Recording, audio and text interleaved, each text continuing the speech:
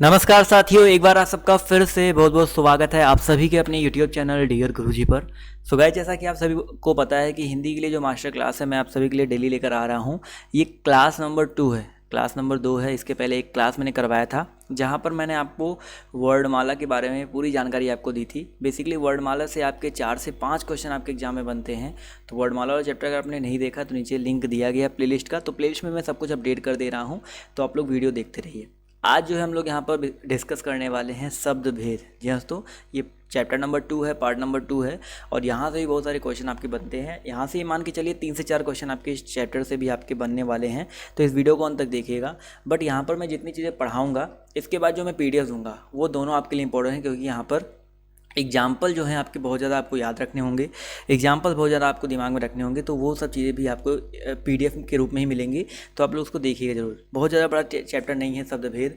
शब्द क्या होता है, शब्द के बारे में जानेंगे। उसके बाद हम लोग शब्द के जितने भेद होते हैं उनके बारे में पढ़ेंगे, क्योंकि कभी कभी आपके पेपर में पूछा जाता है भैया शब्द क्या होता है, शब्द भेद कितने होते हैं, किन किन आधारों पर बांटा गया है, तो वो सब चीज़ें आपको यहाँ पर पेपर में बनती है। तो चलिए स्टार्ट करते हैं क्लास को। तो यहाँ पर देखिए, पहले हम लोग जान लेते हैं भैया शब्द क्या होता है।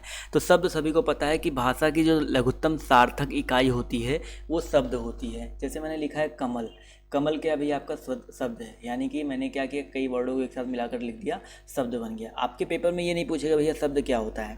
तो एक चीज़ याद रखिएगा, यहाँ पर सिंपल सा एक चीज़ याद रखिएगा भैया, शब्द के जो प्रकार होते हैं यहाँ से क्वेश्चन बनते हैं। तो शब्द के प्रकारों की हम बात करते हैं तो शब्दों का वर्गीकरण देखिए कई तरीके से किया जाता है। अब वो कौन कौन से तरीके हैं, जो सबसे ज़्यादा आपके पेपर में बनता है क्वेश्चन जहाँ से, वो आपका एक रचना और बनावट के आधार पर होता है। रचना और बनावट के आधार पर जैसे आपने पढ़ा होगा ना, रूढ़ शब्द, योग रूढ़ शब्द, अभी वो सब चीज़ें मैं आपको डिटेल में पढ़ाऊंगा, उसकी टेंशन मत लीजिएगा। इसके अलावा एक आपका होता है उत्पत्ति, स्रोत या इतिहास के आधार पर, एक होता है आपका विकार या परिवर्तन के आधार पर, और एक आपका होता है भैया अर्थ के आधार पर। तो यहाँ से जो आपके क्वेश्चन हैं बहुत ज़्यादा बनते हैं। तो यहाँ पर सारे जो क्वेश्चन हैं मैं आपको यहाँ पर करवाने वाला हूँ, सारी जो चीज़ें हैं यहाँ पर मैं आप सभी को बताने वाला हूँ। तो वीडियो को अंत तक देखिएगा, आपको बिल्कुल भी स्किप नहीं करना है, ठीक है। तो यहाँ पर पहला सबसे पहले जो आपके पेपर में बनता है वही सारी इंपॉर्टेंट चीज़ मैं आपको कराऊंगा। जैसे यहाँ पर जब रचना और बनावट और गठन के आधार पर हम बात करते हैं तो पहला आपका आता है रूढ़ शब्द। देखिए, अभी आपने BEd का एग्जाम दिया था, वहाँ पर एक शब्द पूछा गया था, पशु कैसा शब्द है, तो पशु रूढ़ शब्द होता है, पेपर में आपके पूछा गया था। तो याद रखिएगा, वह शब्द जिसके सार्थक खंड नहीं हो सकते हैं रूढ़ शब्द कहलाते हैं। यानी कि ऐसे शब्द जिनके भैया हम लोग सार्थक खंड नहीं कर सकते हैं वो आपके क्या कहलाते हैं भैया, रूढ़ शब्द कहलाते हैं। ये सिंपल सा आप सभी को यहाँ पर याद रखना है, क्लियर है। अब देखो, जैसे यहाँ पर कुछ एग्जाम्पल दिए गए हैं, अब इसको आप लोग कैसे कहोगे, यहाँ पर ये समझिएगा। अगर आपके दिमाग में नहीं आता कि सार्थक खंड का मतलब क्या होता है, कैसे क्या होता है, जैसे पुस्तक है, पुस्तक को आप अलग अलग नहीं कर सकते, तोड़ नहीं सकते हो, यानी कि जिनको तोड़ा ना सके, सेकंड रूप में हम लोग कह सकते हैं भैया, जिनको हम लोग तोड़ नहीं सकते हैं वो आपके क्या होते हैं, रूढ़ शब्द कहलाते हैं। कलम हो गया, मेज हो गया, चावल हो गया, इसके अलावा मैंने आपको पशु जैसे आपका आया था, ये सब आपके आते हैं, ठीक है। अभी आप लोग कहोगे सर एग्जाम में और भी बहुत सारे पूछे जाते हैं, तो वो मैं आपको यहाँ पर इसीलिए तो कह रहा हूँ PDF आप लोग डाउनलोड करेंगे तो वहाँ पर आपको देखने को मिल जाएंगी। अब हम लोग बात करते हैं किसके बारे में भैया, यौगिक शब्द। अब यौगिक देखिए योग से बना है, यानी कि 2 या 2 से अधिक शब्दों के योग से पहली बात तो बनेगा, और उन शब्दों के सार्थक खंड किए जा सकते हैं, ठीक है। ऐसे शब्द जिनको भैया जिनके सार्थक खंड किए जा सकते हैं वो आपके यौगिक शब्द कहलाते हैं। जैसे कि यहाँ पर मैंने आपको इंपॉर्टेंट सिंपल से दिया था कि जैसे आपका एक एग्जाम्पल देता हूँ, देवदूत, मैं एग्जाम्पल सिंपल सा कह दिया, देवदूत। विद्यालय, विद्यालय आपके पेपर में आया था। वचनालय, तो ये जो होता है 2 या 2 से अधिक शब्दों से मिलकर के बन रहा है, दोनों अर्थ जो है आपके अलग अलग हो रहे हैं। जैसे आपका एक दे दिया राजपुरुष, राज प्लस पुरुष मिलके आपका बनता है राजपुरुष। अब देखिए दोनों का अपना अपना अर्थ निकल भी रहा है, तो ये आपका यौगिक शब्द हो जाएगा। बहुत ही आसान होता है पहचानना।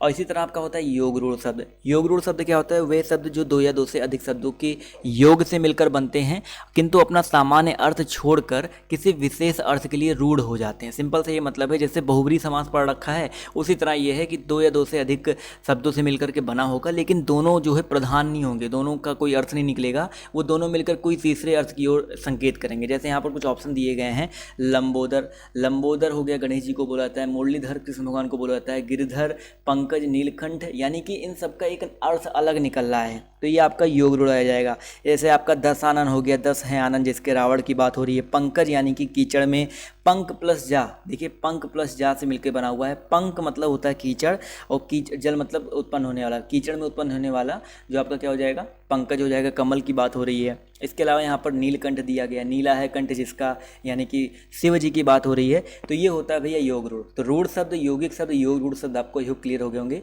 एग्जाम्पल्स आपको यहाँ पर हमको PDF के रूप में आपको मैं प्रोवाइड कर दूंगा। अगला यहाँ पर देखिए क्या कह रहा है। अब देखिए यहाँ पर जो ये उत्पत्ति के आधार पे हैं, ये आपके पेपर में बहुत बनते हैं।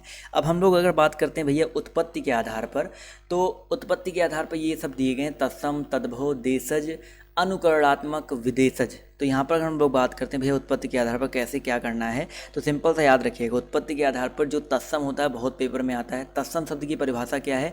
वे शब्द जो सीधे सीधे संस्कृत से आकर हिंदी में प्रचलित हैं, अर्थात संस्कृत के समान हैं, वो आपके तत्सम शब्द कहलाते हैं। तत्सम शब्द पहचानने की आपको एक मैं बता देता हूँ कि जैसे खट्टी सा हो गया, अग्नि हो गया, कृषक हो गया, नासिका हो गया, कर्ण हो गया, हस्त हो गया, पृष्ठ हो गया। यानी कि पहली बात तो आपको कुछ संस्कृत जैसे शब्द लगे, एक तो ये हो गया पहचान का तरीका। और ज़्यादातर जिसमें ये वाला सा देखने को मिलता है ना, ये वाला सा कहीं देखने को मिले तो आपका वहाँ पर बेसिकली क्या होता है? तत्सम शब्द होता है। तो ये तत्सम शब्द को कुछ ऐसे रूल्स होते हैं पहचानने के, बट सिंपल से होता है कि ऐसे शब्द जो सीधे सीधे संस्कृत से आकर हिंदी में प्रचलित हो जाते हैं, अर्थात संस्कृत के ही समान होते हैं, वो आपके तत्सम शब्द होते हैं। और तद्भव क्या होता है भाई? तद्भव वे शब्द होते हैं जो बेसिकली हिंदी भाषा में जनमानस में बेसिकली सामान्य रूप से बहुप्रचलित होते हैं, जैसे किसान, आग, नाक, कान, हाथ आदि। यानी कि आपका जैसे कृषि से, कृषक से हो गया किसान, अग्नि से बन गया है आग, नासिका का तद्भव आपका नाक होता है। तो तत्सम और तद्भव आई होप सबको पता होगा, बट आपको इंपॉर्टेंट जो तत्सम और तद्भव चाहिए होते हैं वो मैं आपको अपने PDF में दे दूंगा, तो आप लोग वहाँ से उसको जाकर के नोट डाउन कर सकते हैं, उसको इंपॉर्टेंट देख सकते हैं। और मैं इतना सारा प्रैक्टिस सेट करवा देता हूँ कि आपके तत्सम और तद्भव तो वहाँ से क्लियर हो ही जाएंगे, उसकी टेंशन मत लीजिएगा। इसी तरह आपका देशज शब्द होता है, ऐसे शब्द जिनकी उत्पत्ति का पता ही न चले, मतलब वो कहाँ से आए हैं, या अपनी जो सामान्य बोलचाल की भाषा होती है वहीं से उत्पन्न हो जाती है, वो आपके देशज शब्द होते हैं। जैसे आपका थरिया, लुटिया, खिटिया, डिबिया, पंगड़ी, ये आपके देशज होते हैं। इन्हीं में आपका एक होता है अनुकरणात्मक, मैंने आपको नहीं बताया था बट अनुकरणात्मक जान लो, इन्हीं में आपका होता है।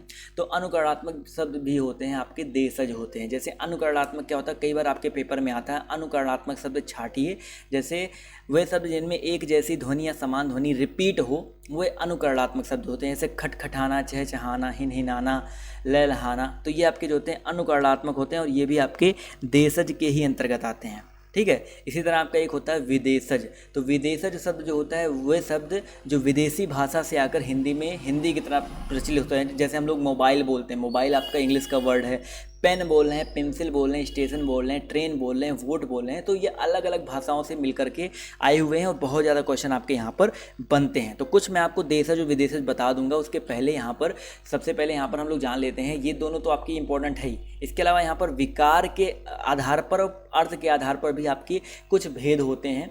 उन भेदों को जान लीजिए, क्योंकि वहाँ से मतलब उनके भेद से जो क्वेश्चन बनते हैं वो नहीं बनते हैं, पर वहाँ पर पूछा जाता है कि परिवर्तन के आधार पर कितने प्रकार के होते हैं, आधार के आधार पर कितने प्रकार के होते हैं, वो आपके यहाँ पे बनते हैं। तो परिवर्तन के आधार पर भी ये दो प्रकार के होते हैं, एक आपका विकारी, एक आपका क्या होता है विकारी होता है, एक आपका क्या होता है अविकारी शब्द होता है। और ये सभी को पता है विकारी और अविकारी शब्द क्या होते हैं भैया, ऐसे शब्द जिनके लिंग वचन कर्ता में आपका जो है विकार उत्पन्न किया जा सके, वो आपके विकारी शब्द होते हैं। और अविकारी शब्द होते हैं जिनमें भैया आपका परिवर्तन ना किया सके, अविकारी शब्द ही आपके अव्यय कहलाते हैं। ऐसे कुछ शब्द होते हैं जिनके भैया लिंग में, वचन में, कारक में आप लोग चेंज नहीं कर सकते, वो आपके अविकारी होते हैं। तो विकार या परिवर्तन के आधार पर अगर आपसे पूछा जाए कि शब्द कितने प्रकार के होते हैं, तो आपको बताना है दो प्रकार के होते हैं। कौन कौन से? विकारी और अविकारी। और एक आपका यहीं पर अर्थ के आधार पर दिया गया है। तो अर्थ के आधार पर जो है इसका मैं प्रैक्टिस सेट करवाऊंगा, क्योंकि यहाँ पर अर्थ के आधार पर अभी जब मैं बताऊंगा तो अपने आप खुद समझ में आ जाएगा क्यों इसका प्रैक्टिस सेट जरूरी है। इसमें एक होता है भैया एकार्थी शब्द। क्या होता है? एक एकार्थी शब्द होता है, एक आपका अनेकार्थी शब्द होता है। अब ये क्या होता है ये सब मैं बताते हुए चल रहा हूँ। एकार्थी शब्द, अनेकार्थी शब्द, इसके अलावा समानार्थी शब्द होता है। क्या होता है भैया?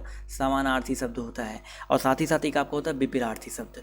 तो ये सब चीज़ें आप लोग क्या करोगे भाई, प्रैक्टिस सेट में अच्छे से सॉल्व करोगे तो ही आपका बहुत अच्छे से क्लियर हो पाएगा। जो आपके मोस्ट इंपॉर्टेंट क्वेश्चन है वो मैं करवा दूंगा। एकार्थी शब्द जिनके एक अर्थ निकलते हो, अनेकार्थी जिसके एक से अधिक अर्थ हो, समानार्थी समान अर्थ वाला, विपरीतार्थी यानी कि विलोम शब्द। तो यही होते हैं आपके अर्थ के आधार पर। तो जब भी आपसे पेपर में आए कि अर्थ के आधार पर शब्द कितने प्रकार के होते हैं, तो आपको बताना है 4 प्रकार के होते हैं, एकार्थी, अनेकार्थी, समानार्थी, विपरीतार्थी। ठीक है। तो ये हो गए भैया आपके शब्द भेद। शब्द क्या होता है, शब्द के प्रकार क्या होते हैं।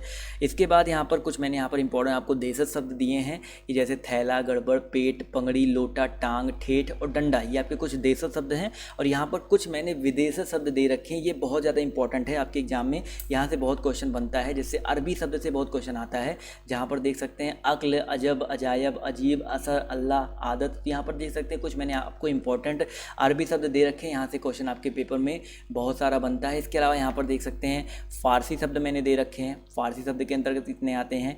और इसी तरह पुर्तगाली शब्द यहाँ पर दे रखे हैं, अंग्रेजी शब्द दे रखे हैं, चीनी शब्द दे रखे हैं, जापानी शब्द दे रखे हैं और रूसी शब्द दे रखे हैं। तो ये कुछ इंपॉर्टेंट मैंने नोट करके आपके लिए दिए हैं। इसके अलावा और भी बहुत सारे इंपॉर्टेंट है, वो आपको मैं आपको अपने PDF की मदद से और अपने जो है प्रैक्टिस सेट की मदद से मैं आपको सॉल्व करवाता रहूँगा। तो आपको एक आइडिया होना चाहिए था भैया शब्द भेद क्या होते हैं। वैसे ज़्यादातर शब्द भेद आपको इंपॉर्टेंट जो प्रैक्टिस सेट होता है वहीं से क्लियर हो जाता है, बट मैंने एक छोटा सा वीडियो आपके लिए बना दिया कि भैया क्या होता है, कितने प्रकार के क्या होते हैं। तो आप लोग इसको नोट करते हुए चलिएगा, इसका PDF ले लीजिएगा और नोट्स ज़रूर बना लीजिएगा। इसके अलावा जितने भी लोग और आपके जो साथी हैं जो B.Ed कर रहे हैं ऑलरेडी, जो फर्स्ट ईयर में हैं, उनको भी सजेस्ट करो सर इस वीडियो को कि तैयारी अच्छे से चल रही है, वो लोग आकर के तैयारी जो है यहाँ पर अपनी शुरू कर दें। तो ये आज का वीडियो कैसा लगा आप लोग कमेंट करके जरूर बताइएगा। और वीडियो को यार ज़्यादा से ज़्यादा शेयर किया करो, आप लोग शेयर नहीं करते हो जो कि बहुत ही ज़्यादा गलत बात है। वीडियो को शेयर किया करो क्योंकि आपके लिए बहुत ज़्यादा मेहनत से वीडियोज़ बनाई जा रही है। अगर आपको कोई डाउट हो, कोई कुछ भी आपके दिमाग में चल रहा हो, तो आप लोग इंस्टाग्राम पर या टेलीग्राम पर मैसेज करके पूछ सकते हो। तो आज की इस वीडियो में सिर्फ इतना ही। बाय बाय, टेक केयर, जय हिंद,